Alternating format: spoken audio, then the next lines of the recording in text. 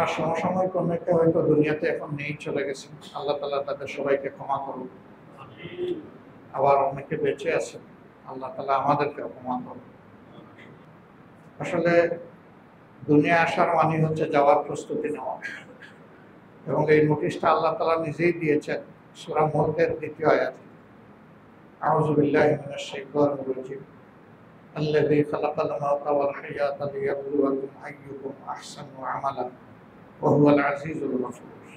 তিনি সেই মহান সত্তা যিনি তোমাদেরকে মওত এবং হায়াতের নিয়ামত দান করেছেন, যেন তিনি তোমাদেরকে পরীক্ষা করে নিতে পারেন যে হায়াত মওতের মাঝখানে আল্লাহ যে সময় দিয়েছেন, এই সময়ে কে কতটুকু নেক আমল করে বা আহসানু আমালা করে।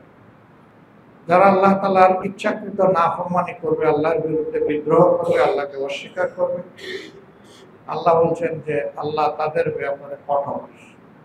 ওয়া হুয়াল আজিজ, তিনি তার সিদ্ধান্ত বাস্তবায়ন এবং শাস্তি দানে খুবই কঠোর।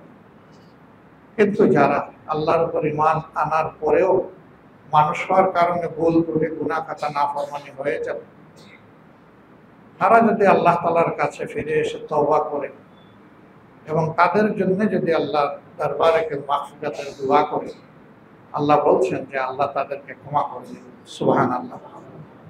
আমরা মাহবুদের সেই গফুরুর রহিম নামেরই বারাকাত নেওয়ার কাঙ্গাল। আল্লাহ তাআলা আমাদেরকে নসিব করুন। মানুষ হিসাবে তিনি নিশ্চয়ই ভুল ত্রুটির ঊর্ধ্বে ছিলেন না, আমরা যেমন কেউ ভুল ত্রুটির ঊর্ধ্বে নন। আচার আচরণে ইচ্ছাকৃতভাবে তিনি এমন মানুষ ছিলেন না যে কাউকে আঘাত করবেন, কিন্তু তারপরেও যদি তার কোনো আচরণে কেউ কষ্ট পেয়ে থাকেন, আল্লাহর রাস্তে আমাদের এই সম্মানিত মুরব্বী এবং ভাইকে আপনারা ক্ষমা করে দেবেন। শুধু আপনার অংশ নয়, আল্লাহ তাআলা যাতে তাকে পুরোপুরি ক্ষমা করেন, সেই জন্য তার আল্লাহর দরবারে তার জন্য দোয়া করবেন। আল্লাহু আকবার।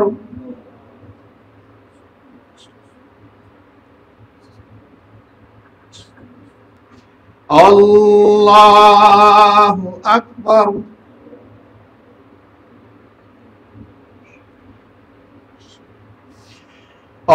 আল্লাহু আকবার।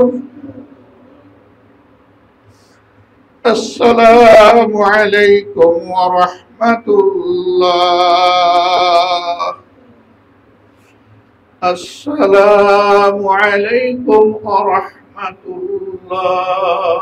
আল্লাহ